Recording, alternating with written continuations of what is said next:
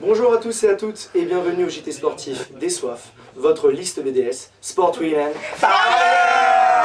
Tout à fait. Donc, lors de ce JT, nous allons vous donner les différents résultats sportifs des semaines passées. Nous allons également aborder les différents points marquants qui ont secoué les sportifs et sportives de tous bords. Passons, si vous le voulez bien maintenant, au rugby.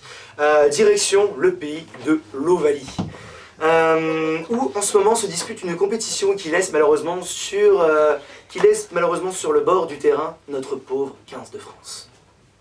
En effet, le tournoi destination qui se déroule du 2 février au 16 mars nous permet de voir 1 mois et demi de compétition entre l'Angleterre, l'Écosse, le Pays de Galles, l'Italie, l'Irlande et enfin le 15 de France. Tout d'abord les résultats. Samedi 9 mars 2013, 15h30. L'Écosse, 18. Galles, 28. Ensuite, Irlande, 13. France, 13. Le premier point de l'équipe de France. Enfin, nous l'attendions.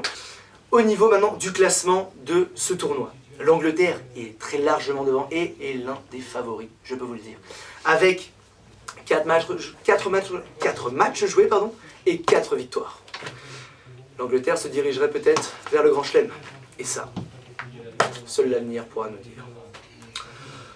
La France est bonne dernière, avec un seul point, malheureusement. Nous allons désormais nous poser la question, mais que fait le 15 de France? Nous allons désormais accueillir l'un de nos consultants en rugby, Maxime Pons, qui est le capitaine, j'ai bien dit capitaine, de l'équipe de rugby de l'ESM. Je vous en prie, asseyez-vous. Merci. Comment allez-vous?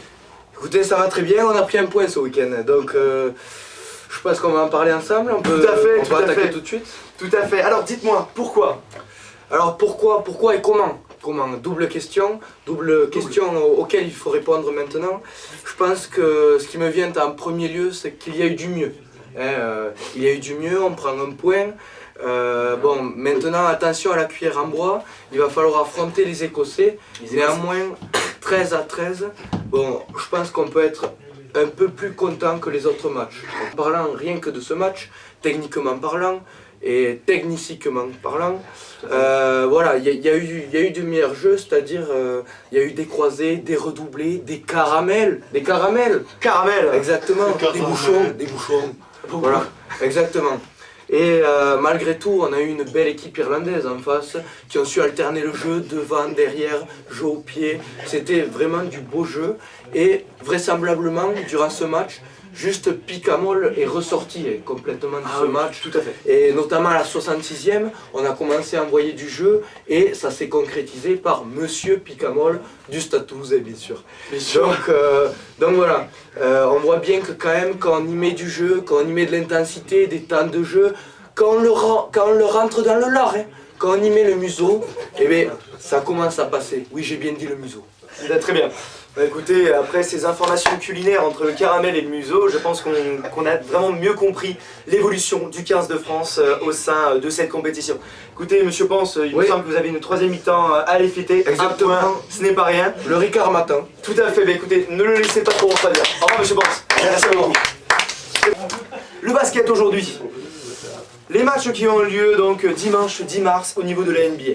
On peut voir que différents matchs ont été très serrés, notamment entre Sacramento et les Milwaukee Bucks, qui se sont quittés donc sur la victoire des Milwaukees, 115-113. Également, un match très serré entre Portland et New Orleans. Il faut savoir que New Orleans s'est imposé seulement de 2 points, 98-96. Les Lakers ainsi que Chicago Bulls se sont quittés également sur une victoire des Lakers, avec 90-81. Une belle victoire qu'on peut également repérer au niveau de LA Clippers qui s'est imposé face aux Detroit Pistons à 129-97. Nous allons voir maintenant les statistiques grâce à l'un de nos plus fidèles représentants au niveau basket de cette liste, l'un des meilleurs joueurs de cette école, j'ai nommé, le susnommé, le bien nommé, le bon appelant, Kylian. Ouais! Bonjour Kylian. Bonjour chers téléspectateurs. Donc, côté statistique, Donc, nous avons d'abord monsieur Kevin Durant, donc avec une moyenne de 27 points par Combien match. 27. 27,6. 27. 27,6. Ce n'est pas très évident, je comprends. Ce n'est pas très évident. Ensuite, nous enchaînons avec monsieur Carmelo Anthony, qui tourne lui à une moyenne donc de 25 points par match, virgule 6. Eh bien, écoutez, Également. encore un 125,6 qui est a priori Tout à fait. le chiffre de la semaine. au niveau Puis basket. donc l'inénarrable Kobe Bryant à 27,7 points par match. Et on peut dire qu'on a fait le tour au niveau statistique. On a vu déjà qu'il y avait un certain niveau. Et derrière, donc au niveau des passes décisives, on a toujours le Suisse nommé, excusez-moi, Rajon Rondo, donc qui traîne à 13,67, lui aussi. Et voilà pour mon côté statistique. Pour votre côté? Statistique. Très bien, un mot encore difficile. Écoutez, merci beaucoup Kylian pour ces précisions statistiques. C'est un plaisir. Écoutez, ça a été vraiment un plaisir pour nous aussi. Un moment, je pense, assez drôle, avec une petite chevelure buccale de votre côté. Ah,